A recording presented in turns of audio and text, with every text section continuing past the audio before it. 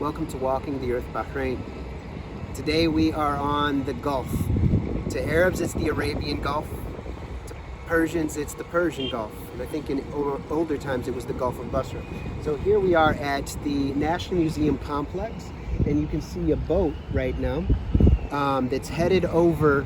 Like, you can start the pearling path from here. It's a UNESCO walking path to see traditional Bahraini architecture, old mosques. It's in an old fort, Mahar Fort, I believe. And so these boats will take you to one of three places, I believe, two different forts and Muharraq, which is an old city across the way from Manama. Manama is the capital. And this National Museum is a very great starting point for tourism in Bahrain. Beginning with the ancient Dilmun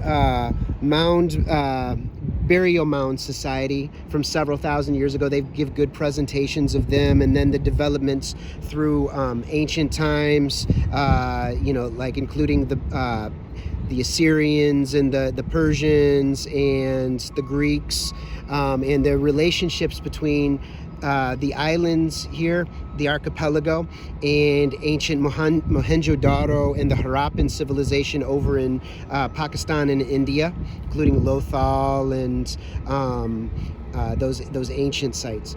So this is a great museum. It's well curated, great signage in Arabic and English, a lot of maps. Very well done. The cafe is good. It's a little on the pricey side, but they do a good job.